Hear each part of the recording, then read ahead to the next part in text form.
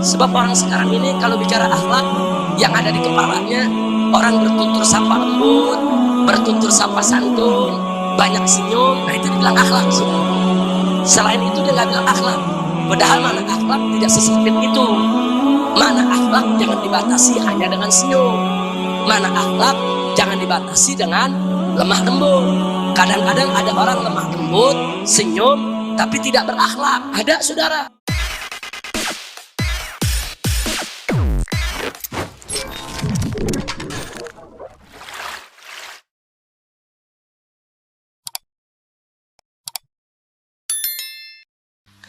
Nah, yang akan kita bahas hari ini adalah bahwa para ulama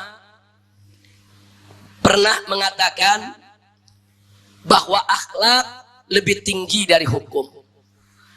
Akhlak lebih tinggi dari hukum. Sampai-sampai mereka mengatakan al-ityanu bil adab khairun min imtithalil amr. Jadi kita bersikap dengan adab yang sempurna itu lebih didahulukan daripada kita melaksanakan perintah secara apa adanya. Nah, ini perlu pembahasan supaya tidak terjadi kesalahpahaman. Apa maksud dari ungkapan ini? Akhlak lebih tinggi daripada hukum. Nah, untuk kita membahas ini, pertama kita mesti garis bawahi dulu tentang keagungan akhlak Nabi kita Muhammad sallallahu alaihi wasallam. Allah telah menyatakan dalam Al-Qur'anul Karim surat Al-Qalam ayat 4, faqala ta'ala wa innaka la'ala khuluqin azim. Di mana Allah menyatakan sesungguhnya engkau ya Muhammad benar-benar sungguh-sungguh betul-betul memiliki akhlak yang sangat mulia, akhlak yang sangat agung, akhlak yang sangat terpuji. Ini syahadatun ilahiyah. Ini adalah kesaksian ilahi yang maha tinggi. Jadi Allah yang maha tahu tentang isi hati manusia, isi kepala manusia, apa yang dilakukan oleh manusia secara terang-terangan ataupun dilakukan secara sembunyi-sembunyi. Bahkan Allah maha tahu yang dipikirkan oleh seorang manusia. Allah yang maha tahu itulah yang memberikan kesaksian betapa agungnya akhlak Nabi kita Sayyiduna Muhammad sallallahu alaihi wasallam.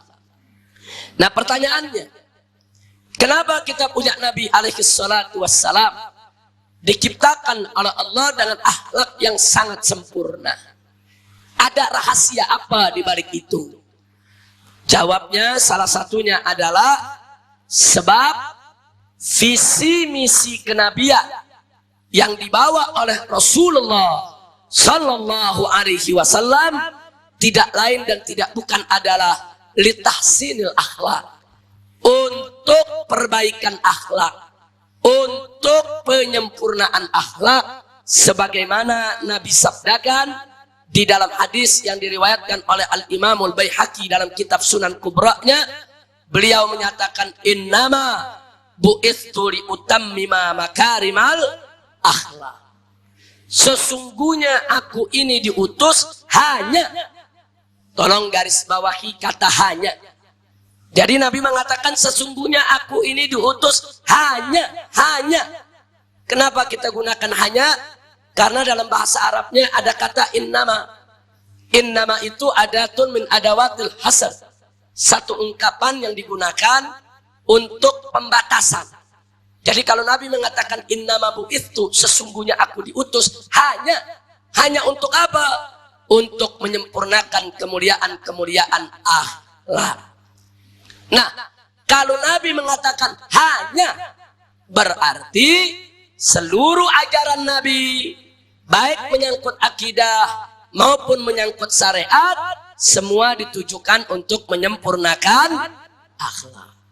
Makanya bulan lalu sudah kita tegaskan, kenapa kita tidak boleh mempraktekkan atau terlibat dalam bentuk apapun dalam praktek perdukunan. Kenapa kemusyrikan itu diharamkan? Kenapa kita tidak boleh mempersekutukan Allah? Kenapa kita tidak boleh menggunakan ilmu sihir atau mempelajari ilmu sihir? Jawabnya supaya akhlak kita mulia. Kenapa kita diwajibkan sholat 5 waktu sehari, diwajibkan puasa Ramadan, zakat harta, menunaikan ibadah haji bagi yang mampu? Jawabnya supaya akhlak kita mulia. Lalu kenapa kita tidak boleh berjudi, tidak boleh menenggak minuman keras, tidak boleh mencuri, tidak boleh korupsi, tidak boleh berzina, tidak boleh melacur, tidak boleh berdusta, tidak boleh menganiaya, tidak boleh makan riba? Jawabnya supaya akhlak kita mulia. Jadi akhlak itu cerminan. Makanya bulan yang lalu sudah kita tegaskan, omong kosong. Kalau ada orang mengaku akidahnya kuat, tapi akhlaknya rusak, omong kosong. Kalau dia mengaku sebagai pejuang penegak syariat, kalau ternyata akhlaknya tidak mulia.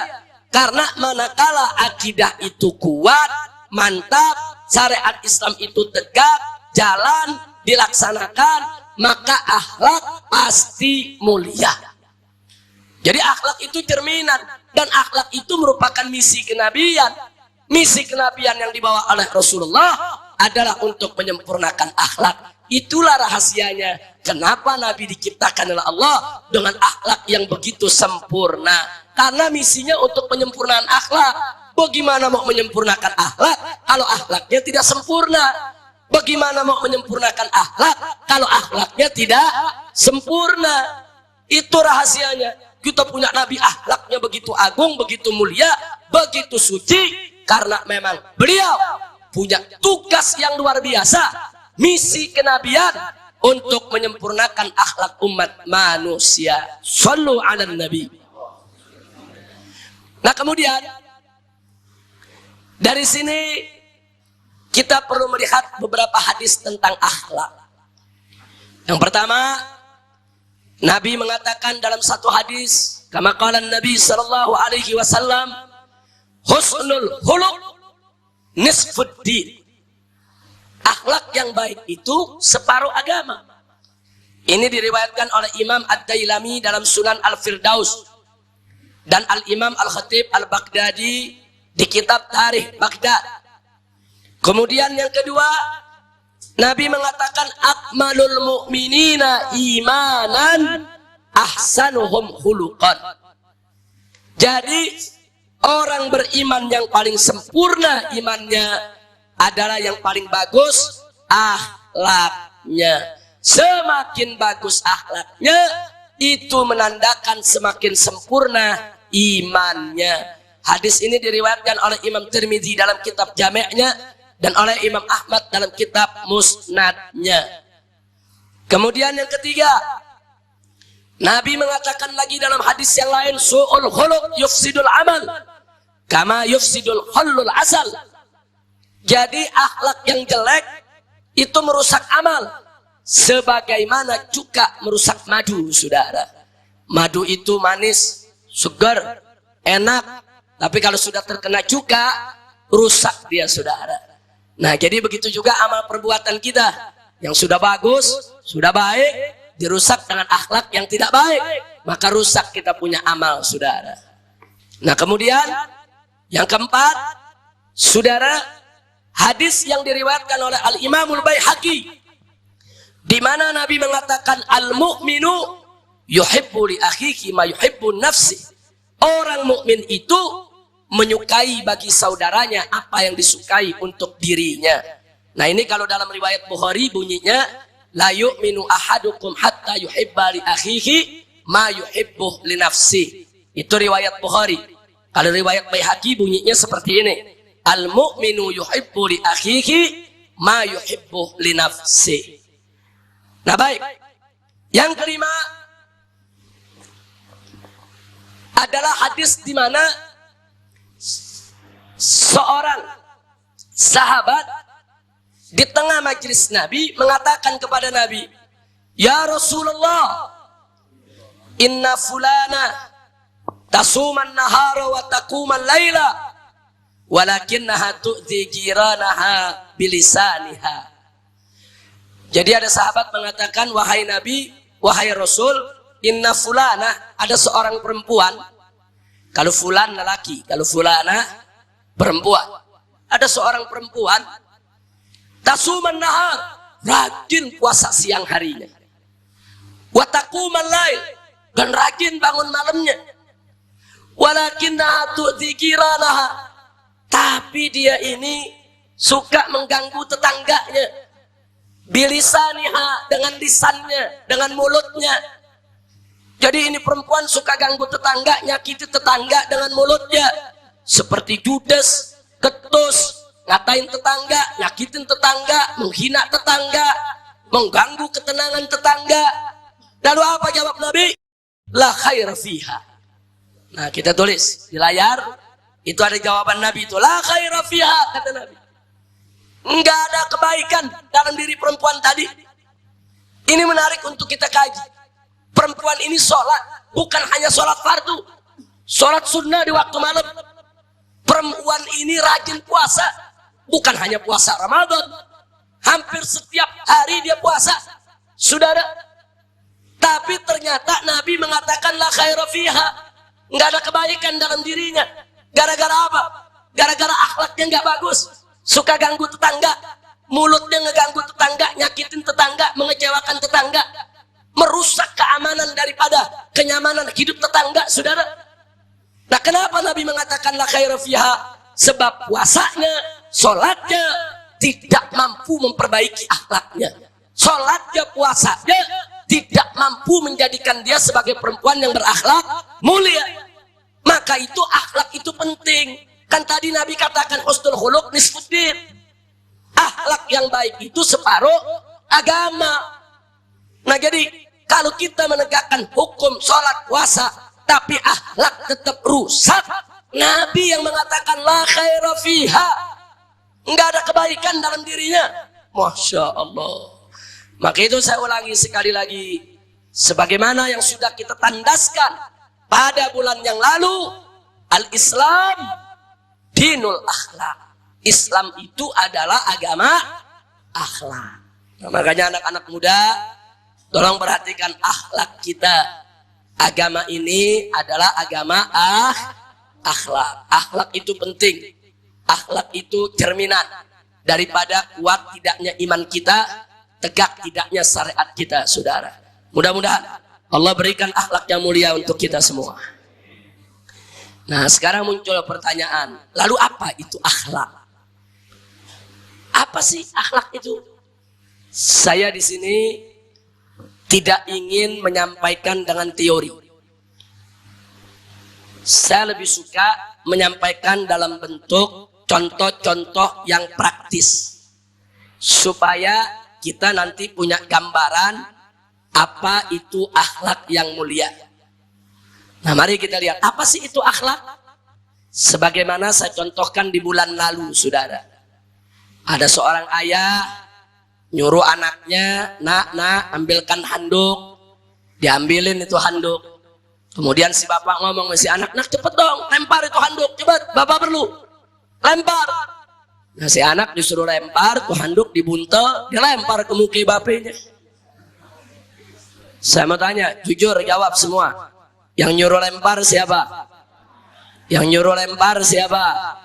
Bapak. Bapaknya yang suruh lempar. Ini anak lempar, berarti nurut gak? Taat gak? Patuh gak? Tapi jujur, bagus apa jelek? Kok jelek? Kan nurut. Kok nurut bisa jelek, saudara? Padahal nurut ini, bukan gak nurut, nurut. Oh, kalau tuh anak dibilang kamu gak nurut, tuh anak bisa jawab, kan bapak yang suruh. Dia nurut. Jadi kita katakan dia taat, dia patuh, dia nurut, tapi tidak baik, saudara. Baik, sekarang bagaimana kalau bapaknya suruh, ayo lempar. Ini anak gak mau lempar. Dia tahu nih, oh bapaknya mau buru-buru nih, jangan lama-lama. Diambil, dia lari ke bapaknya. Dia serahin secara santun, penuh hormat, saudara.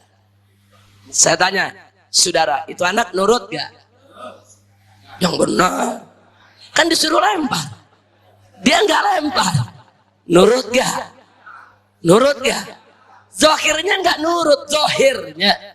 Zohirnya dia nggak nurut. Orang tua suruh lempar, dia nggak lempar. Zohirnya. Zokirnya dia tidak nurut, zokirnya dia tidak taat, zokirnya dia tidak patuh, tapi jujur. Perilaku dia bagus gak? Kok aneh ya? Nurut jelek, nggak nurut bagus. Kok bisa begitu, saudara? Nah, ini kajian akhlak di sini, saudara. Zohirnya memang anak ini tidak nurut, zohirnya. Tapi hakikatnya dia lebih dari sekedar nurut, saudara. Lebih dari sekedar nurut. Kenapa? Tujuan daripada perintah lempar, tujuannya bagaimana handuk itu sampai ke tangan bapaknya dengan cepat. Itu tujuan. Nah, si anak nggak mau ngelempar, dia lari, dia kasih. Itu handuk sampai ke tangan bapaknya dengan cepat. Berarti tujuan perintah tercapai. Tujuan perintah terwujud. Manakala tujuan perintah itu tercapai, terwujud sesuai dengan keinginan si ayah tadi, maka si anak tidak boleh dikatakan tidak nurut, saudara. Itu anak nurut, itu anak patuh, itu anak taat, bahkan lebih dari sekedar taat, lebih dari sekedar patuh, lebih dari sekedar nurut. Kenapa? Karena dia laksanakan itu perintah dalam bentuk yang lebih baik, dengan cara yang lebih sempurna, saudara. Kira-kira jelas tidak? Kira-kira jelas tidak? Nah, berarti tujuan perintah tercapai tidak? Terwujud tidak? Kalau begitu itu anak nurut. Bahkan dengan cara yang lebih baik. Itulah yang disebut akhlak. Itu yang disebut akhlak. Kira-kira jelas gak? Makanya para ulama mengatakan akhlak itu di atas hukum.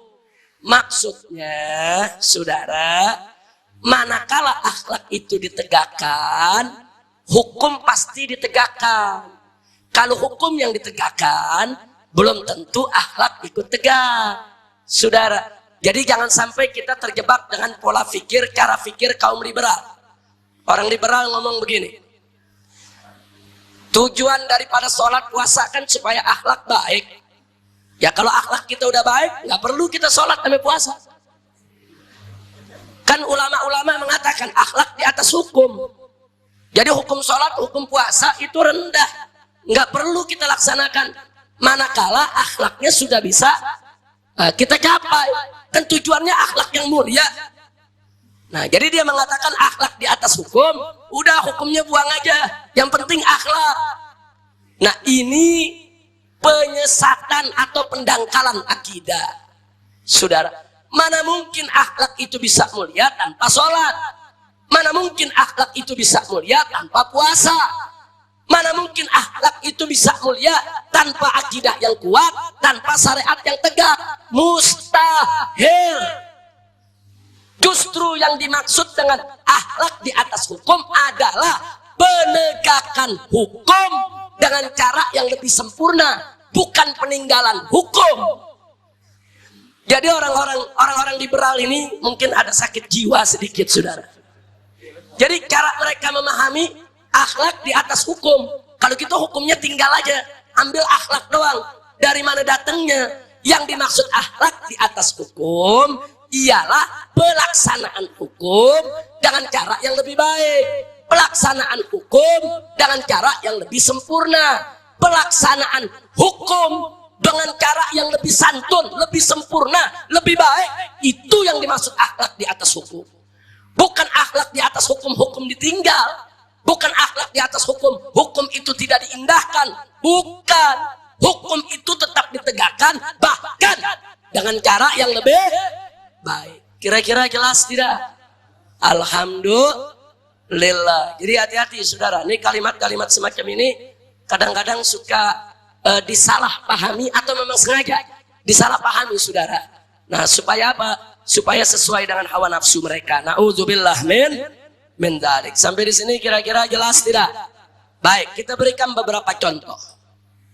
Satu, saudara, kita akan berikan contoh. Kalau ini yang tadi, kita akan berikan contoh akhlak sholat. Saya mau tanya kepada semua yang hadir di sini, Syarat sholat salah satunya adalah menutup aurat. Betul? Baik. Aurat laki-laki dari mana sampai ke mana? Pusar sampai ke lutut. Jadi kalau ada seseorang pemuda sholat, dari pusar sampai lutut ketutup. Syarat sholatnya lengkap, kemudian rukun sholatnya sempurna. Sholatnya sah tidak? Sah tidak? Sah. Bagus, secara hukum sah. Nah kemudian ada problem. Ini anak muda sholat ambil kain, dia pakai, dia tutup dari pusar sampai ke lutut, dia sholat, dada terbuka, ketek kemana-mana. Allahu Akbar, itu bulu ketek kayak sarang gonggong. Tapi ketutup, dia punya aurat dari pusar sampai ke lutut. Syarat sholat yang lain lengkap, rukun sholat yang lain sempurna. Saya tanya, sholatnya sah gak? Secara hukum sah gak? Sah. Tapi secara akhlak kurang ajar.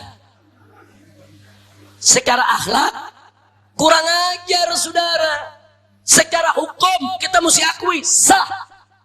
Sah secara hukum, pengertian sah. Dia nggak wajib kodok lagi. Dia udah laksanakan, saudara. Tapi secara akhlak kurang ajar. Loh kenapa kita katakan kurang ajar? Manakala pemuda tadi diundang oleh pejabat tinggi, ketemu presiden, ketemu menteri, ketemu jenderal, ketemu orang besar, ketemu pejabat, ketemu orang kaya, dia bisa berpakaian yang rapi, dia pakai bajunya yang terbaik, dia bikin penampilannya yang paling indah, saudara. Begitu menghadap Allah yang menciptakan dia, yang memberikan dia nikmat tidak terhingga, yang menjamin daripada nafkah dia seumur hidup dia, yang memberikan dia ruh, dia menghadap Allah dalam bentuk sedemikian rupa, kurang ajar. Itu namanya kurang ajar. Bahasa Arabnya apa kurang ajar? Qalilul adab. Qalilul adab atau adimul akhlak. Tidak punya akhlak, saudara. Kecuali darurat, dia nggak punya baju lagi, cuman satu-satunya itu kain, yang lain nggak bisa dipakai buat sholat. Apa boleh buat, saudara? Mestinya dia menghadap Allah dengan pakaian yang terbersih, tersuci, terbaik, terindah, terbagus. Dia tampilkan dirinya di hadapan Allah dengan penampilan terbaiknya, saudara. Kalau itu dia lakukan, sholatnya bukan saja sah, tapi sholatnya juga berkah. Kenapa? Sebab berakhlak. Makanya tadi saya katakan, akhlak itu ialah penegakan hukum dengan cara yang lebih sempurna, saudara. Dia sholat menutup pusar sampai lutut cukup, tapi kurang sempurna. Manakala dia sempurnakan, saudara, itulah yang disebut akhlak. Kira-kira jelas tidak? Nah, jadi sengaja ini hari saya mau kupas masalah akhlak, bukan dengan teori, bukan, tapi dengan contoh-contoh yang praktis, saudara. Dengan contoh kita, oh akhlak begitu, itu akhlak. Sebab orang sekarang ini kalau bicara akhlak, yang ada di kepalanya orang bertutur sapa lembut, bertutur sapa santun, banyak senyum. Nah itu dibilang akhlak, saudara. Selain itu dia nggak bilang akhlak. Padahal mana akhlak tidak sesempit itu. Mana akhlak jangan dibatasi hanya dengan senyum. Mana akhlak jangan dibatasi dengan lemah lembut. Kadang-kadang ada orang lemah lembut, senyum, tapi tidak berakhlak. Ada, saudara, banyak. Saya kasih contoh. Acara televisi, ada artis tampil, saudara. Suaranya lembut, senyum, saudara. Dia lagi cerita apa? Saya kumpul kebo sama artis anu. Ini anaknya nih hasil kumpul kebonya. Dia tunjukin lagi hasil kumpul kebonya, saudara. Penampilannya manis, menarik, santun, lembut, humbar senyum, saudara. Tapi saya tanya, berakhlak apa enggak? Enggak ada akhlak, saudara. Dia bangga dengan maksiat, dia humbar itu maksiat, dia sampaikan maksiat yang dia lakukan tanpa beban. Ini namanya adimul akhlak, tidak punya akhlak. Walaupun dia senyum, walaupun tutur sapanya dia lembut, saudara. Ya, tutur sapa lembutnya, senyumnya hanya untuk membungkus kebejatan. Jadi itu kebejatan dibungkus sama senyuman, dibungkus, saudara, dengan tutur sapa yang lemah lembut, saudara. Makanya jangan kaget kenapa di Indonesia banyak nabi palsu laku, saudara. Itu tadi tutur sapanya lembut, saudara. Sampai orang percaya dia nabi. Ini fakta, saudara. Jangan tertipu. Banyak kesesatan dibungkus dengan senyuman. Banyak kesesatan dibungkus dengan kelembutan, saudara. Ini yang mesti kita waspadai. Nah, jadi saudara, tolong kita mesti waspada. Betul, tutur sapa lembut itu bagian dari akhlak. Betul, senyuman itu bagian daripada akhlak. Tapi senyum, saudara, untuk menebar rahmat, bukan senyum untuk menutup maksiat. Saudara, tutur sapa lembut untuk menegakkan kalimat Allah. Itu yang akhlak. Bukan tutur sapa lembut untuk menyebarluaskan kemunkaran, saudara. Nah, jadi ini yang perlu saya garis bawahi. Hati-hati. Makanya sekarang ini saya lebih suka menyampaikan akhlak dalam bentuk bukan teorinya, tapi contoh-contoh yang praktis, biar lebih terbuka kita tahu apa itu akhlak. Kira-kira jelas tidak? Alhamdulillah. Contoh kedua, kita ambil akhlak baca Al-Quran.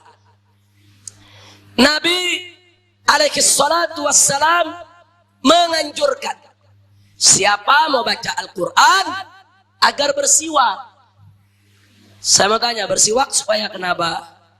Supaya giginya bersih dan supaya mulutnya tidak bau, saudara. Loh, kenapa Nabi anjurkan bersiwak? Sebab yang mau dibaca ini kalam Allah. Ini firman Allah, saudara. Ini bukan sembarang bacaan. Ini bacaan mulia. Ini bacaan agung. Ini bacaan suci. Sampai bacanya jangan bau itu mulut, saudara. Jadi diajarkan oleh Nabi akhlak, adab.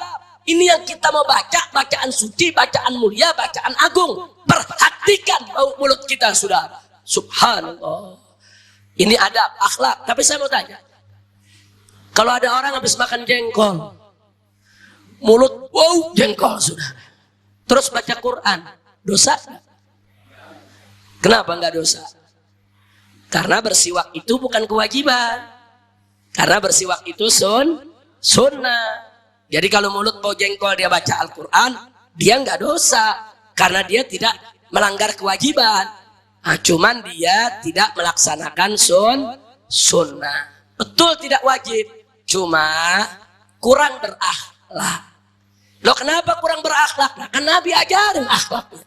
Baca Al-Quran, bersihkan itu mulut. Nah, makanya madhab Al-Imam Asy-Syafi'i radhiyallahu ta'ala anhu, saudara, sepakat. Ada perbedaan pendapat. Orang yang hadas kecil boleh megang mushaf Al-Quran atau tidak. Orang yang hadas besar boleh megang mushaf Quran atau tidak, dan boleh baca Al-Quran atau tidak. Ulama berbeda pendapat. Tapi ada yang menarik.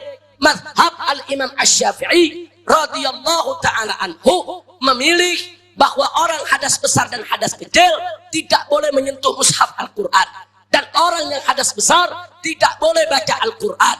Kenapa ini dipilih? Terlepas daripada perdebatan dalil, madhab Al-Imam Syafi'i memilih pendapat ini karena pendapat ini lebih sejalan dengan Al-Akhlaqul Karimah. Ini Al-Quran ini kan firman Allah. Ini mushaf Al-Quran ini kumpulan di dalamnya kalam Allah yang suci. Saudara, kalau tadi Nabi ajarkan bacanya dengan mulut yang tidak bau, dengan mulut yang tidak kotor, dengan mulut yang bersih. Makanya mazhab Syafi'i lebih mendukung menyentuh mushaf Al-Quran pun harus suci. Tidak boleh orang hadas kecil apalagi hadas besar untuk menyentuh mushaf Al-Quran. Kenapa? Saking agungnya, saking sucinya, saking mazhab Syafi'i memuliakan kalam Allah Subhanahu wa ta'ala. Begitu juga yang hadas besar, saudara, tidak boleh baca Al-Quran. Apa? Saking mulianya kalam Allah, saking agungnya kalam Allah, nggak boleh sembarangan dibaca oleh orang yang sedang kotor, saudara. Subhanallah. Jadi saya ingin bicara bukan hanya dari segi hukum, tapi dari segi akhlak. Nah, makanya anak-anak muda tolong hati-hati.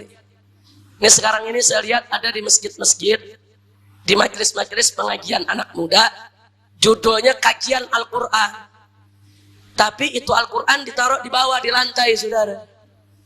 Nah, dia duduk nih muter, Al-Qur'annya ditaruh aja di lantai, dia bersila, dengkulnya di atas Al-Qur'an. Dengkulnya di atas mushaf.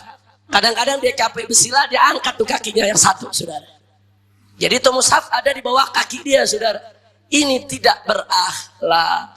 Makanya dulu guru-guru kita, orang tua kita, habaib kita, kiai kita mengajarkan kita mushaf Al-Quran taruh di tempat yang tinggi, yang mulia, yang terhormat. Jangan terjangkau dengan anak-anak. Kalau baca Al-Quran pakai lekar.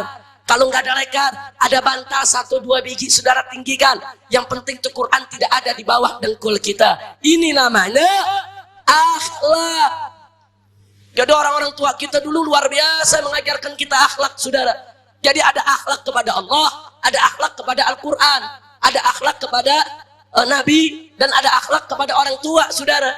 Tadi sholat, jangan cuma nutup aurat dari pusar sampai lutut saja. Itu akhlak kita terhadap Allah. Bagaimana cara kita menghadap Allah? Kali ini cara baca Al-Quran. Ini akhlak kita terhadap Al-Quran. Nah, begitu sampai di sini saya mau tanya lagi, kira-kira jelas tidak? Jadi kira-kira jelas gak apa itu akhlak? Ada bayangan tidak? Jadi akhlak itu ialah menegakkan hukum Allah dengan cara yang lebih sempurna. Baik, saya kasih satu contoh lagi. Akhlak nikah. Rukun nikah ada 5. 1, ada pengantin laki. 2, ada pengantin perempuan. 3, ada wali nikah. 4, ada 2 orang saksi. 5, ada sigat, ada akad, ada ijab kabul, saudara. Nah, saya mau tanya, kalau seseorang nikah lengkap ini semua rukunnya, sah tidak nikahnya? Sah tidak? Sah. Nah, sekarang ada peristiwa anak muda umur 17 atau 20 tahun, lelaki. Dia jatuh cinta sama seorang perempuan. Dia lamar kepada orang tua itu perempuan, lamarannya diterima, dinikahkan. Pengantin laki ada, pengantin perempuan ada, walinya ada. Malah orang tua itu perempuan yang nikahin, saudara. Kemudian ada saksi 2 orang, bahkan diundang orang banyak. Bukan lagi 2 saksinya, saudara.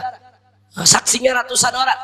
Nah, kemudian ada ijab kabul, saudara. Dia nikah, nikahnya sah tidak? Sah tidak? Tapi ada problem. Ini anak muda waktu nikah, dia nggak kasih tahu bapak sama ibunya sendiri. Bapaknya sendiri dia nggak kasih tahu sama ibunya, saudara. Dia nikah. Nikahnya secara hukum sah. Kenapa? Karena izin dan restu dari ibu si lelaki dan bapak si lelaki bukan syarat nikah, bukan rukun nikah. Secara hukum sah. Secara hukum. Tapi secara akhlak, hati-hati, saudara. Kalau ibunya tersinggung, kalau bapaknya tersinggung, kalau ibu bapaknya marah, mereka kecewa, terus mereka tidak ridho, saudara, maka si anak menjadi uququl walidain, durhaka kepada kedua orang tua. Uququl walidain, dosa besar, bukan dosa kecil, saudara. Nikahnya sah, tapi si laki dosa besar. Masya Allah. Jadi hati-hati, saudara.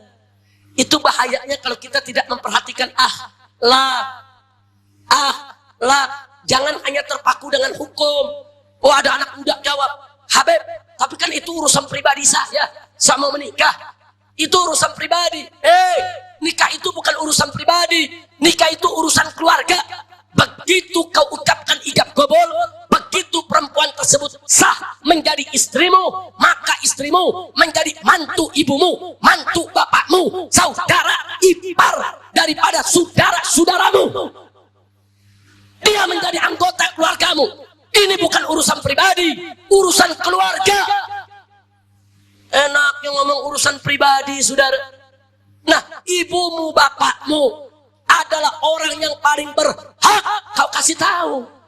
Kau ajak musyawarah, kau minta restu dan izinnya, walaupun itu bukan syarat dan rukun nikahmu, tapi itu adalah kunci ridho Allah. Ridho Allah fi ridhol walidain, itu adalah kunci kau masuk surga. Masya Allah. Maka itu saya ingatkan ini, saudara, kalau yang lelaki saja, saya ingatkan jangan coba-coba menikah tanpa sepengetahuan seizin kedua orang tua, apalagi yang perempuan. Anak perempuan zaman sekarang main lari, saudara, kawin sama orang yang gak disukai sama ibu bapaknya. Innalillahi wa inna ilaihi raji'un. Hei para pemuda, hei para pemudi, ibumu mengandungmu 9 bulan. Selama hamil 9 bulan, luar biasa susahnya, luar biasa beratnya. Melahirkanmu itu perjuangan hidup dan mati. Menyusuimu, tengah malam dia harus bangun saat orang lain tidur. Dia susuimu, dia bangun karena rengekanmu. Dia bangun untuk membersihkan kalau kau buang air besar, buang air kecil. Di tengah malam kau dirawat bertahun-tahun dengan susah payah. Dan ayahmu banting tulang, kuras keringat, jaga menjamin kehidupanmu. Dia yang sekolahkanmu, uang kesehatanmu, uang pakaianmu, uang makanmu. Bahkan berapa banyak para ayah terpaksa melakukan yang haram, terpaksa menipu, terpaksa mencuri hanya untuk menjamin anaknya. Masya Allah.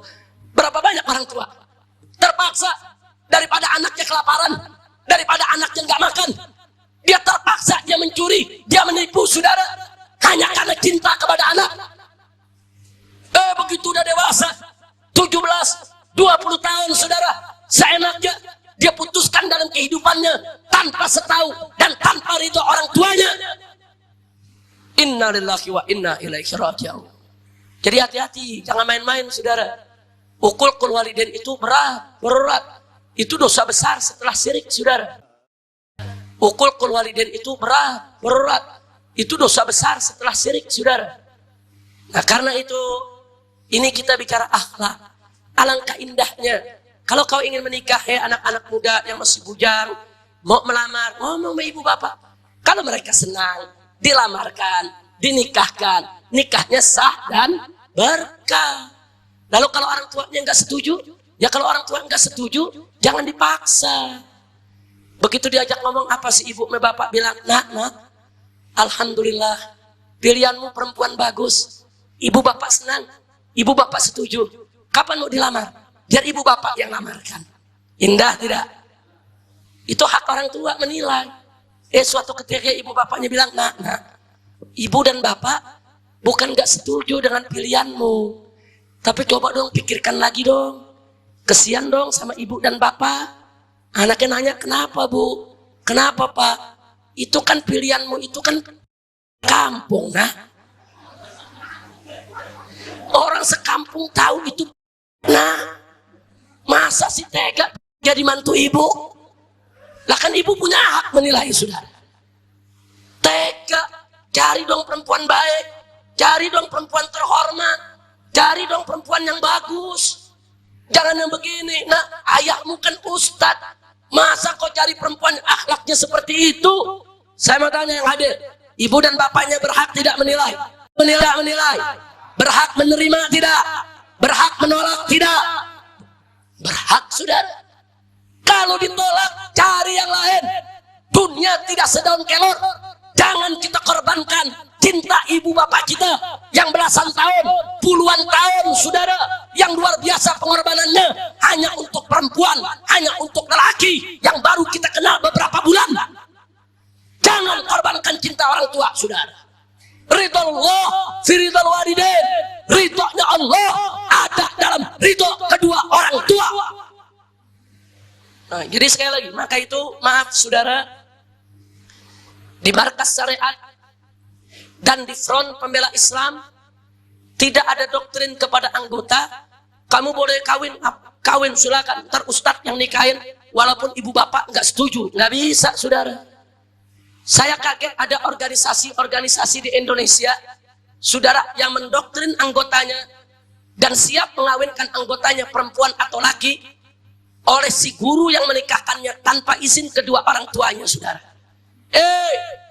Ajaran Islam mana yang kau ajarkan kepada para pemuda-pemudi kita?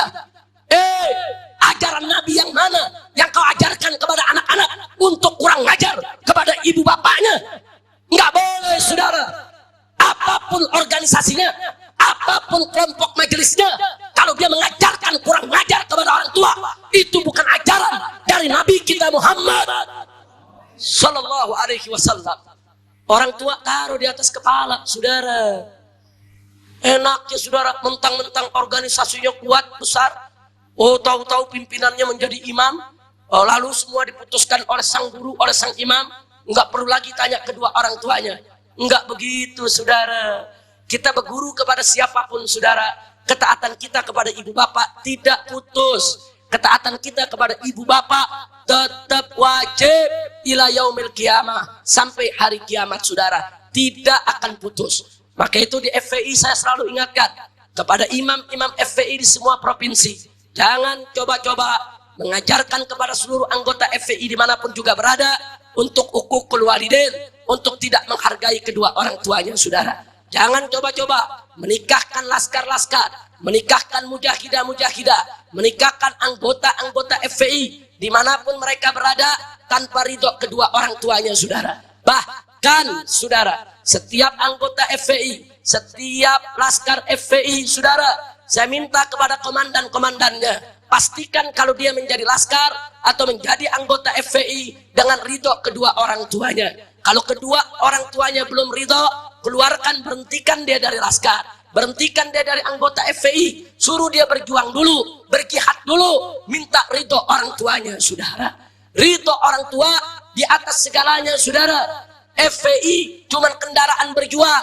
Jangan kau korbankan cinta orang tua, jangan kau korbankan ridho orang tua hanya untuk suatu organisasi perjuangan, termasuk FPI sekalipun, saudara.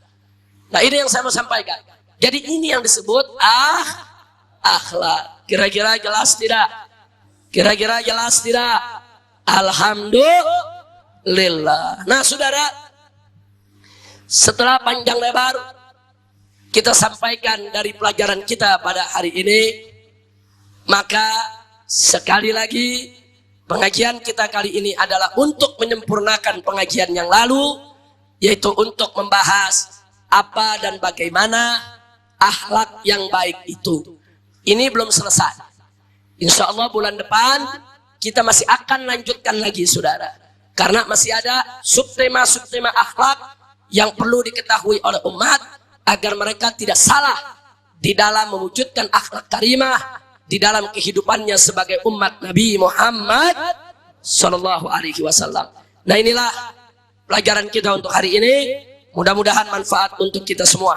Kepada seluruh para hadirin yang hadir di majelis ini maupun yang menyaksikan TV Rasil ataupun yang mendengarkan radio Rasil, mudah-mudahan pengajian kita pada kesempatan hari berbahagia ini menjadi penyebab turunnya rahmat dan barakah. Nah, itulah pelajaran kita hari ini. Kalau ada yang punya pertanyaan, falyatafaddal.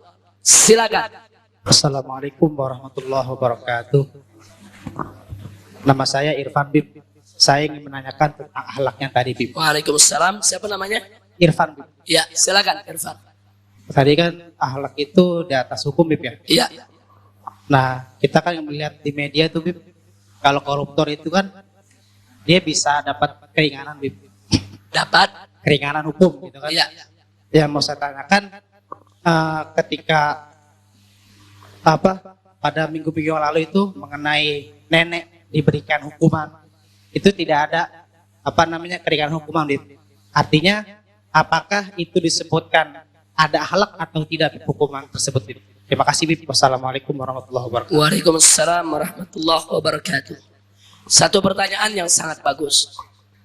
Jadi manakala ada seorang nenek tua melakukan pelanggaran hukum, kemudian polisi dan jaksa begitu sigap mem-BAP, memeriksa, menyidik, menyeretnya ke pengadilan, di sidang dan seterusnya. Nah, sementara banyak koruptor-koruptor muda yang merampas uang negara tapi mendapatkan perlakuan-perlakuan yang cukup istimewa. Bahkan ada yang sudah tersangka korupsi tapi sampai saat ini belum ditangkap. Nah, itulah sebabnya tadi saya katakan banyak orang hanya bicara soal hukum, tapi mereka tidak bicara soal akhlak, soal etika. Nah, karena itu di dalam penegakan hukum, baik itu polisi, baik itu jaksa, baik itu hakim, maka mereka itu juga harus punya pertimbangan-pertimbangan sosiologis, psikologis, pertimbangan-pertimbangan etika. Jadi hanya jangan tok bicara soal hukum. Saya kasih contoh konkret dari sejarah. Ada seorang wanita di zaman Nabi datang kepada Rasulullah Shallallahu Alaihi Wasallam. Dia mengatakan kepada Nabi, ya Rasulullah, qad zanaitu. Wahai Rasulullah, aku sudah berzina. Nabi buang muka ke kanan, pura-pura nggak dengar. Terus perempuan ini mengulangi lagi, ya Rasulullah, qad zanaitu. Aku sudah berzina. Nabi buang muka lagi ke kiri, pura-pura nggak dengar. Seolah-olah isyarat dari Nabi, udah diamlah, kalau udah bikin dosa jangan disebar-sebarin. Tobat aja udah sono kepada Allah. Kalau dia diam, dia tobat, saudara, dia kan nggak mesti dihukum. Urusan dia dengan Allah. Tapi perempuan ini udah bertekad minta dihukum. Dia ngomong lagi, ya Rasulullah, qad zanaitu. Nabi buang muka lagi, saudara. Nah, tapi yang berikutnya, dia katakan, ya Rasulullah, dia tunjuk perut. Aku sudah zina. Dia tunjukkan perutnya. Kalau dia sudah hamil. Terus setelah itu Nabi masih nanya, enggak, maaf, dia belum tunjuk perutnya. Setelah dia ngotot, saudara, ya Rasulullah, aku berzina. Nabi lihat itu perempuan. Terus kata Nabi, kau lupa kali, kau mimpi kali. Masih digituin sama Nabi, saudara. Kau mimpi kali. Enggak ya Rasulullah, aku berzina. Nabi masih ngomong, mungkin dipeluk aja kali. Cuman paha ketemu paha. Sampai begitu, saudara. Dia mengatakan, tidak, demi Allah aku berzina. Dan ini buktinya. Dia tunjuk perutnya hamil, saudara. Nah, berarti secara hukum, ini perempuan sudah mesti diberikan sanksi hukum. Dan perempuan ini sudah muhsan. Pernah merasakan hubungan intim dalam pernikahan yang sah. Sehingga hukumnya harus dirajam sampai mati. Kalau bicara cuma hukum, harus dihukum mati. Tapi Nabi nggak langsung hukum mati. Dia katakan, ya Rasulullah, aku minta dirajam. Kata Nabi, tunggu dulu. Yang salah engkau. Tapi kan anakmu nggak salah yang dalam perut. Kau pulang dulu. Tunggu sampai melahirkan. Lihat akhlak Nabi, saudara. Disuruh pulang dulu sampai melahirkan. Ditahan aja enggak. Ditahan enggak, saudara. Disuruh pulang. Dia pulang. Begitu sudah melahirkan, bayinya masih merah. Dia datang lagi ke Nabi. Ya Rasulullah, aku sudah melahirkan. Aku minta dihukum. Terus apa jawab Nabi? Kalau kau dihukum sekarang, yang nyusui bayimu siapa?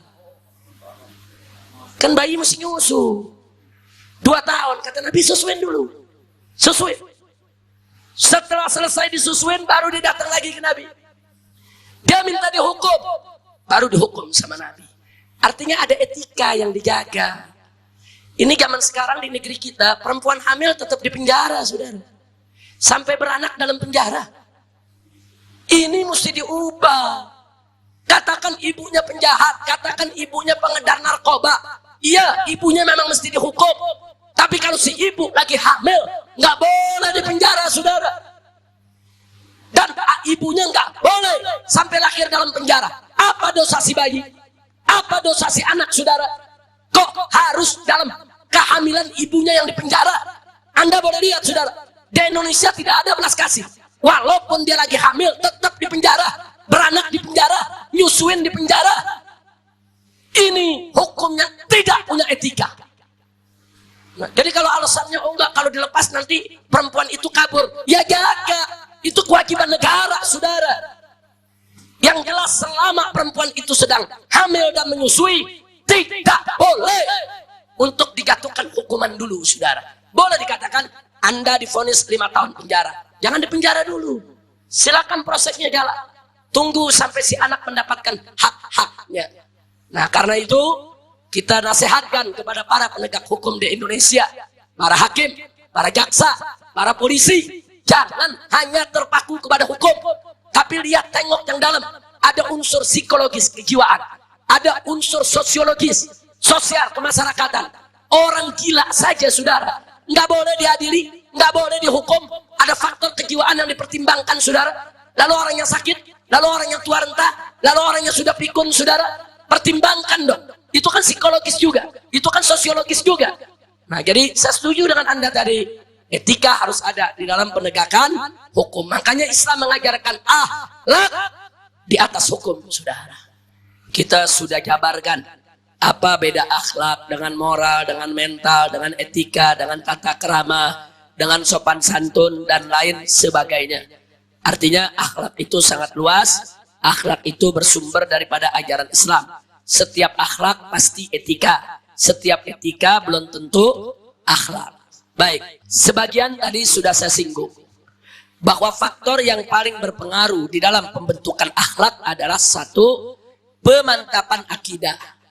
Yang kedua adalah pelaksanaan syariat. Makanya tadi berulang kali saya katakan, kalau akidah kuat, syariat jalan, akhlak pasti akan mulia. Itu faktor paling utama. Jadi jangan mimpi akhlak kita mulia kalau akidah kita lemah. Jangan mimpi akhlak kita mulia kalau syariat tidak jalan. Jadi mantapkan akidah, mantapkan tauhid, mantapkan keyakinan kita kepada Allah, jadikan rukun iman sebagai pedoman hidup kita, dan kita realisasikan dalam bentuk pengamalan syariat. Tegakkan sholat 5 waktu, puasa Ramadan, bayar zakat harta, tunaikan ibadah haji bagi yang mampu, tinggalkan semua maksiat, kerjakan semua kewajiban. Itu adalah faktor paling utama yang bisa mempengaruhi akhlak. Nah, adapun kalau soal faktor internal, keluarga, masyarakat, itu faktor yang berikutnya. Yang paling utama adalah pemantapan akidahnya. Yang paling utama adalah pelaksanaan syariatnya. Nah, karena itu para orang tua itu berperan penting untuk membentuk akhlak si anak. Kan Nabi mengatakan, kullu mauludin yuladu 'alal fitrah fa abawahu yuhawidani au yunassirani au yumajjisani. Kata Nabi apa? Setiap anak yang dilahirkan dalam keadaan suci, tergantung kedua orang tuanya. Apa orang tuanya tetap menjaga kesucian tersebut atau merubahnya menjadikan sebagai Yahudi atau sebagai Nasrani atau sebagai Majusi. Artinya orang tua berperan penting. Nah, kalau orang tua pingin anak-anaknya berakhlak mulia, mantapkan akidah anaknya. Nah, doktrin itu dengan tauhid, doktrin itu dengan akidah, dan jaga pelaksanaan syariat anaknya. Suruh si anak sholat, suruh si anak puasa, ajarkan dari kecil. Bukan hanya puasa wajib, puasa Senin Kemis ajarin. Ajarkan itu anak berderma, ajarkan itu anak baca Al-Quran. Nah, jadi tentu peran orang tua sangat penting di dalam membentuk akhlak. Tapi inti daripada pembentukan akhlak tetap akidah syariat. Orang tua itu kan hanya murabi, pendidik, pelaksana. Nah, karena itu faktor daripada yang paling utama untuk penyempurnaan akhlak, mantapkan akidah dan jalankan syariat. Nah, faktor yang berikutnya, orang tua sejak dini harus memantapkan akidah anak dan memantapkan pelaksanaan syariat anak. Yang berikutnya lagi tentunya guru. Guru di sekolah, guru di majelis, itu juga punya kewajiban untuk membentuk akhlak para santrinya. Nah, bagaimana? Mantapkan akidah santrinya, mantapkan syariat santrinya. Nah, yang berikutnya adalah masyarakat. Nah, karena itu orang tua harus pandai-pandai memilih di mana dia tinggal. Kalau kampungnya udah penuh dengan maksiat, sekiranya anaknya akan rusak, pindah ke kampung lain. Cari kampung yang baik, cari kampung yang soleha, cari kampung yang betul-betul bisa mendukung kita untuk mendidik anak. Karena pengaruh masyarakat sangat besar terhadap pembentukan akhlak anak. Nah, itu diantara faktor yang bisa kita sampaikan. Ada satu pertanyaan lagi sebelum kita lanjutkan. Bagaimana menghilangkan rasa berat kita mengucapkan salam sesama muslim? Nah, jadi buang saja sikap berat itu. Kalau berat itu karena gengsi, buang gengsinya. Kalau berat itu karena malu, itu bukan malu pada tempatnya. Kalau malu pada tempatnya, bagus. Al-haya syu'batun minal iman. Mencuri, malu. Berbuat maksiat, malu. Itu malu pada tempatnya. Tapi kalau berbuat baik, malu, jangan. Masa berbuat baik harus malu? Jangan. Itu bukan pada tempatnya. Jadi buang saja semua ganjalan-ganjalan, buang. Apa ganjalannya? Gengsi. Buang gengsinya. Apa ganjalannya? Malu. Kan bukan pada tempatnya. Buang aja udah. Nah, jadi insya Allah kalau itu semua dibuang, kita nggak berat lagi untuk mengucapkan salam sesama muslim. Nah, jangan lupa saudara, Nabi mengatakan dalam satu hadis, lan tadkhulul jannah hatta tu'minu. Kalian tidak akan masuk surga sehingga kalian beriman. Walan tu'minu, dan kalian tidak beriman hatta tahabbu, sampai kalian saling cinta sesama mukmin. Jadi kau tidak beriman, kau tidak masuk surga sebelum beriman. Kau tidak beriman sebelum saling cinta. Terus Nabi katakan, ala adullukum ala amalin idza amiltum bihi tahabbtum. Maukah kamu sekalian aku ajarkan satu amalan yang kalau kalian amalkan tahabbtum, niscaya kalian saling cinta. Apa gerangan? Nabi mengatakan afsus salam, sebarluaskan salam. Salam itu bisa menebar cinta, salam itu bisa menebar kasih sayang, salam itu termasuk inti ajaran akhlak. Nah, jadi buang segala ganjalan, mudah-mudahan Anda bisa menyebarkan salam. Amin ya rabbal alamin. Nah, ahibahil kiram, alhamdulillah pelajaran kita hari ini, kajian kita hari ini tentang akhlak sudah kita sampaikan, mudah-mudahan berkah untuk kita semua.